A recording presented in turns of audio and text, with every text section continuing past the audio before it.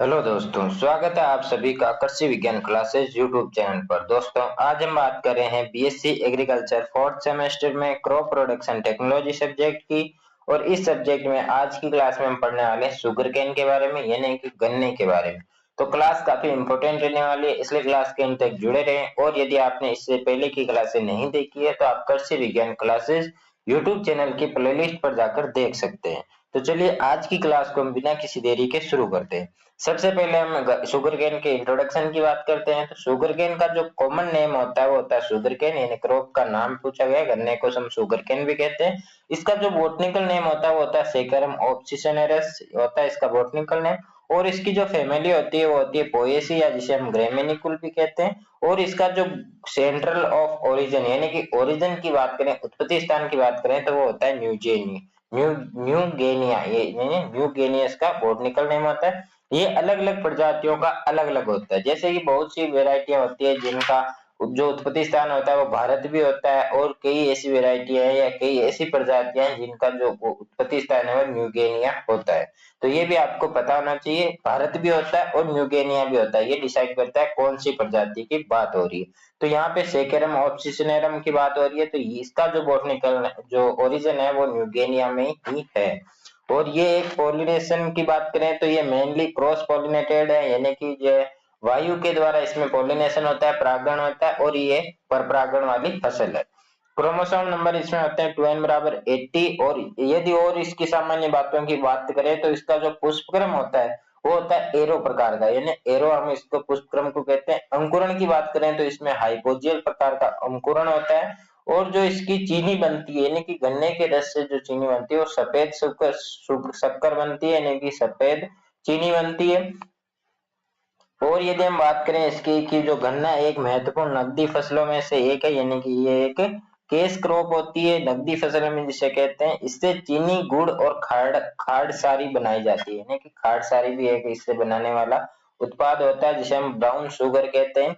और उत्पत्ति और भौगोलिक वितरण की बात करते हैं तो उत्पत्ति और भौगोलिक वितरण में क्या होता है कि जो गन्ने की उत्पत्ति न्यूगिनिया में मानी जाती है। और यदि हम कुछ ऐसी प्रजातियों की बात करें, जैसे कि जो हमारी एक प्रजाति आती है कि सेकेरम बारबेरी, जिसका जो उत्पत्ति स्थान होता है वो होता है भारत, यानी उत्तरी पूर्वी भारत दिशा का उत्पत्ति स्थान होता है। एक आती है सेकेरम साइनेसिस, जिसका जो उत्पत्ति स्थान होता है वो भारत भी माना जाता है और उसको चीन भी माना जाता है। तो ये भी आपको पता होना चाहिए। भारत गन्ना उत्पादक करने वाले प्रमुख देशों में से एक है, यानी भारत में काफी अच्छी मात्रा में गन्ने का उत्पादन होता है, विश्व भर में अपना एक महत्वपूर्ण स्थान रखता है। यदि हम बात करें भारत के ऐसे राज्यों की जो गन्ना उत्पादन में अपना महत्वपूर्ण उत्पादक राज्यों की बात करते हैं, तो उनमें आता है उत्तर प्रदेश, महाराष्ट्र, कर्नाटक, तमिलनाडु के साथ बिहार भी इसमें प्रमुख उत्पादक राज्यों के अंतर्गत आते हैं। अब हम बात करते हैं इसके इकोनॉमिक इंपोर्टेंस की। तो सामान्यतः ये एक नकदी क्रॉप है, यानी जो चीनी उद्योग में मुख्य कच्चा माल होता है, यानी कि जो गन्ना होता है, जो शुगर केन होता है, जो चीनी उद्योग जो होते हैं जहाँ पे चीनी बनाई जाती है, तो वहां पे कच्चा माल होता है, मुख्य कच्चा माल होता है। इससे एथेनॉल भी बनाई जाती है, गुड़ भी बनाया जाता है और खाद सारी भी बनाई जाती है। गन्ने का बगास से क्या बनाया जाता है, कागज और ईंधन के रूप में भी इसका उपयोग किया जाता है। और यदि हम बात करें कि विश्व में सबसे अधिक जो गन्ना उत्पादन जो होता है वो विश्व की बात करिए तो वहां पे ब्राजील में सबसे ज्यादा गन्ने का उत्पादन होता है। और जो पका हुआ जो गन्ना होता है उसमें सुक्रोज की मात्रा जो होती है वो सबसे अधिक होती है। ये किसानों के लिए आय का प्रमुख स्रोत होता है, क्योंकि ये कैश क्रॉप होती है, नकदी फसल है, इसलिए यहाँ पे इसमें आय का प्रमुख स्रोत बताया गया है। अब हम बात करते हैं इसके सॉइल और क्लाइमेट रिक्वायरमेंट की, यानी कि किसी भी फसल के लिए एक अच्छा सॉइल रिक्वायरमेंट की जरूरत होती है, एक अच्छे क्लाइमेट रिक्वायरमेंट की आवश्यकता होती है। तो मृदा इसमें कैसी चाहिए, सॉइल कैसी चाहिए, तो गहरी, उपजाऊ और अच्छी जल निकासी वाली दोमट मिट्टी इसके लिए उपयुक्त होती है। मृदा का जो पीएच है वो 6.5 से 8.0 उपयुक्त होता है। इसके साथ यदि हम बात करें जल भराव की स्थिति में फसल के लिए हानिकारक होती है, यानी कि आपके जो मृदा होती है वो अच्छी जल निकासी वाली होनी चाहिए, वहां पे किसी भी प्रकार से जल का भराव नहीं होना चाहिए। अब हम बात करते हैं क्लाइमेट की। तो शुगर केन जो होता है उष्ण कटिबंधीय और उपोष्ण कटिबंधीय जलवायु की फसल होती है। अंकुरण के लिए आपको सामान्यतः जो टेम्परेचर रखना चाहिए वो 25 से 35 डिग्री सेंटीग्रेड तापमान होना चाहिए। अधिक तापमान और धूप में वृद्धि में के लिए लाभकारक होती है, यानी कि जो तापमान होता है वो भी इसके लिए अच्छा होता है। यदि ज्यादा तापमान होगा तो अच्छी फसल ग्रोथ करेगी। प्रमुख किस्मों की बात करते हैं तो ज्यादातर जो इसकी वैरायटी होती है वो सीओ सीरीज की वैरायटी होती है, जिनमें सबसे पहले आती है सीओ 0238 जो कि अधिक उपज देने वाली काफी लोकप्रिय वैरायटियों में से एक है। एक आती है आपके सीओ 86 032 जो कि व्यापक रूप से उगाई जाने वाली वैरायटी है। एक आती है आपके सीओ 0118 जो कि एक इम्प्रूव्ड वैरायटी है, और एक आपके आती है सीओ 98 014 जो कि अधिक उत्पादन देने वाली वैरायटी होती है। और यदि हम इसकी वैरायटियों की बात करें तो ये सामान्यतः आप याद रख सकते हैं भवानी, कल्याणी, कृष्णा, प्रभा, भीम, मोती, नमना, रसीली, सरयू, धनुष, BO 178 ये सभी इसकी वैरायटियां होती है, तो आप याद रख सकते हैं। यानी कि जो आप मैंने अभी वैरायटियां बोली वो भी आप याद रख सकते हैं। आप चाहें तो मैं एक बार पुनः दोहरा सकता हूँ कि वे वैरायटियां होती है भवानी, कल्याणी, कृष्णा, प्रभा, भीम, मोती, नमना, रसीली, सरयू, धनुष, BO 178 ये वैरायटी आपको याद होनी चाहिए। ये आप वापस वीडियो को पीछे से देख सकते हैं और वापस याद कर सकते हैं। अब हम बात करते हैं इसके कल्चरल प्रैक्टिस की, जो कि सबसे महत्वपूर्ण पॉइंट होता है किसी भी क्रॉप के लिए।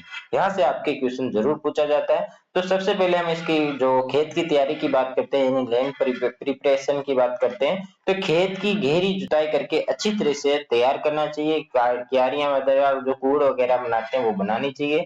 बुआई का जो समय होता है वो अलग अलग प्रजातियों के लिए अलग अलग होता है, अलग अलग समय पर इसकी बुआई की जाती है। तो सबसे पहले आता है यदि हम बात करें बसंत रोपण की, तो इसमें हमें फरवरी से मार्च में इसकी बुआई करनी चाहिए। और यदि हम बात करें शरद रोपण की, तो इसमें सितंबर से अक्टूबर में इसकी बुआई करनी होती है। और यदि हम बात करें इसके बीज दर की, तो इसमें हमें 35 से 40 हजार जो सेट्रस होते हैं वो प्रति हेक्टेयर इसमें काम में लिए जाते हैं। यानी कि जो सेट होते हैं 3 आंख के लिए सेट जो होते हैं उनकी संख्या होती है 35 हजार से 40 हजार प्रति हेक्टेयर आवश्यकता होती है। कहीं कहीं पे आपको 45 हजार से 50 हजार तक भी देखने को मिलेगा। ये बात की गई 3 आंख के लिए। और यदि हम बात करें 2 आंख के लिए तो वो आपको 80 हजार प्रति हेक्टेयर की आवश्यकता होती है। और यदि हम बात करें 1 आंख के लिए सेट की संख्या तो वो होती है 1,20,000। ये आपको पता होना चाहिए, 1 आंख के लिए, 2 आंख के लिए और 3 आंख के लिए। ये यहाँ पे दी गई है सामान्यतः 3 आंख के लिए। तो 2 आंख के लिए कितनी होती है, तो 2 आंख के लिए होती है 80 हजार, यानी कि ये भी आपको पता होना चाहिए। ये होती है दो आंख के लिए। और 1 आंख के लिए आपके कितनी होती है, तो वो होती है 1,20,000 आपके आवश्यकता होती है। ये होती है 1 आंख के लिए। तो ये भी आपको याद होना चाहिए। स्पेसिंग की बात करें, दूरी की बात करें, तो कतार से कतार की दूरी और पौधे से पौधे की दूरी आपकी रखनी है 75 इंटू 90 सेंटीमीटर। यानी कतार से कतार की दूरी यहाँ पे बताई गई है, तो 75 से 90 सेंटीमीटर आपको यहाँ पे रखनी होती है। उर्वरक यानी फर्टिलाइजर मैनेजमेंट की बात करें तो इसमें जो एनपीके का जो अनुपात रखते हैं 150 अनुपात 60 अनुपात 40 अनुपात की मात्रा में हम इसको एनपीके देते हैं। इसमें क्या होता है कि जो आधा नाइट्रोजन और पूरा फास्फोरस और पूरा पोटाश जो होता है वो हमें बुआई के समय देना चाहिए। और जो 20% से अधिक जो नाइट्रोजन होता है वो रेटोनिंग के फसल में ली जाती है, यानी कि जो फसल ग्रोथ कर रही हो तब हमें इसमें देना चाहिए। ज्यादा नाइट्रोजन देने से क्या होता है कि इसमें जो रस की मात्रा होती है, जो मिठास होता है वो कम हो जाता है, गन्ने में जो रस की मात्रा होती है वो कम हो जाती है। और अधिक तापमान होने के कारण भी गन्ने में रस की मात्रा कम बनने लगती है, इसलिए हमें आप फर्टिलाइजर मैनेजमेंट भी सही से करना होता है, सही मात्रा में देना होता है। अब हम बात करते हैं इसके इरिगेशन की, तो इरिगेशन इसमें सामान्यतः 10 से 15 सिंचाई आवश्यक होती है। महत्वपूर्ण महत्वपूर्ण अवस्थाओं की बात करें तो इसमें एक तो जब गन्ने में अंकुरण हो रहा हो, गन्ने की वृद्धि अवस्था जब होती है अंकुरण अवस्था। दूसरा इसमें जब टिलरिंग गल्ले निकल रहे होते हैं वृद्धि अवस्था जब होती है परिपक्वन अवस्था। और गन्ने में नाइट्रोजन अमोनियम जो होता है वो अमोनियम जो गन्ना होता है वो नाइट्रोजन जो होता है वो अमोनियम के रूप में लेता है। यानी कि ये आपको इसके मुख्य मुख्य जो क्रांति क्रिटिकल स्टेज की बात करें तो इसमें कौन कौन से होते हैं, अंकुरण होते समय यानी कि वृद्धि अवस्था, टिलरिंग यानी कल्ले निकलते समय, वृद्धि अवस्था, परिपक्वन अवस्था, ये इसमें मुख्यतः क्रिटिकल स्टेज होती है। इस अवस्था में आपको सिंचाई करना आवश्यक होता है। और यदि हम बात करें इसके प्रमुख कीटों की, तो प्रमुख कीटों में आपके इसके सबसे महत्वपूर्ण जो कीट आता है जो सबसे ज्यादा इसमें लगता है वो आता है अर्ली शूट बोरर, जो कि जिसका जो बॉटनिकल नेम होता है वो होता है चिलो इन्फ्यूस्क्लेटेलस, यानी कि इसका बॉटनिकल नेम होता है, इसका नाम होता है किसका, कीट का। कौन सा कीट है, अर्ली शूट बोरर कीट। तो ये भी आपको पता होना चाहिए। लक्षण क्या देखने को मिलेंगे, तो पौधे जो होते हैं वो सूख जाते हैं, डेड हार्ट आपको इसमें देखने को मिलेगा। एक इसका जो दो और इसके मुख्य कीट होते हैं, एक होता है टॉप बोरर, एक होता है पायरिला। पायरिला का क्या नाम होता है, पायरिला पेरपोसिला इसका बॉटनिकल नेम होता है। अब हम बात करते हैं प्रमुख रोगों की, यानी मेजर डिजीज की बात करते हैं, तो इसमें सबसे ज्यादा जो डिजीज लगता है वो लगता है रेड रोड, जो कि कोलेटोट्रिकम फालेक्टम के कारण ये लगता है। यानी कि इसका नाम याद होना चाहिए कि कोलेटोट्रिकम फोलेकेटम, यानी कि इसके कारण ये रोग लगता है। कौन सा, रेड रोड। और लक्षण क्या होते हैं, तने के अंदर से लाल हो जाता है। और यदि हम बात करें इसके उपज की, तो उपज इसमें सामान्यतः औसत उपज जो होती है वो 600 से 80 क्विंटल प्रति हेक्टेयर गन्ना मिलता है। और यदि हम उन्नत तकनीकों का प्रयोग करते हैं तो 1000 क्विंटल प्रति हेक्टेयर तक भी प्राप्त हो सकता है। और यदि हम बात करें इसके जो बीज, जो लाल सड़न जो रोग होता है, रेड रोड होता है, इसमें हमें वीटावेक्स से बीजोपचार करना चाहिए, जिससे क्या है कि नियंत्रण किया जा सकता है। यानी कि जो रेड रोड होता है इसको हमें किससे, वीटावेक्स से। और यदि हम बात करें इसके बचाव हेतु हमें क्या अपना सकते हैं, तो इसके लिए एराटोन से बीजोपचार करना चाहिए। और यदि हम और भी इसका उपचार करना चाहिए तो गर्म जल और गर्म वायु से सेट को उपचारित करना चाहिए। यानी कि जो गन्ना जो हम बुआई के समय काम में लेते हैं, जो सेट काम में लेते हैं, उसको गर्म वायु और गर्म जल से उसको उपचारित करना चाहिए, उसको वीटावेक्स से उपचारित करना चाहिए, ताकि उसमें रेड रोग जो होता है वो रोग ना लगे। तो ये हमारे आज का जो टॉपिक था शुगर केन का, काफी इंपॉर्टेंट टॉपिक था, यहाँ से आपके क्वेश्चन जरूर पूछा जाता है। वैसे तो जो गन्ना होता है वो 1 घंटे में भी पूरा नहीं हो पाता, इसकी बहुत लंबी क्लास होती है, लेकिन जितना आपके बीएससी एग्रीकल्चर में पूछा जाता है उतना हमें यहाँ पे चर्चा की है। आई होप आपको क्लास अच्छी लगी होगी। यदि आपको फिर भी कोई डाउट रहता है तो आप कमेंट करके जरूर बताएं। और यदि आपको पुराने पेपर, गेस्ट पेपर या इंपॉर्टेंट क्वेश्चन की पीडीएफ चाहिए तो वो आपको टेलीग्राम चैनल में मिलेगी। टेलीग्राम चैनल की जो लिंक है वो डिस्क्रिप्शन में दी गई है, तो वहां से आप टेलीग्राम चैनल को ज्वाइन कर सकते हैं। और यदि आपको क्लास अच्छी लगी हो तो क्लास को लाइक करें, चैनल को सब्सक्राइब करें और इस क्लास को अपने साथियों के साथ शेयर जरूर करें। जल्दी मिलेंगे हम नई क्रॉप के साथ। नेक्स्ट क्रॉप हमारी रहने वाली है चुकंदर के बारे में हम पढ़ेंगे, जिसे हम शुगर बीट भी कहते हैं। उसके बारे में हम नेक्स्ट क्लास में चर्चा करेंगे। तो जल्दी मिलेंगे नई क्रॉप के साथ नई क्लास में, तब तक के लिए धन्यवाद। जय जवान जय किसान साथियों।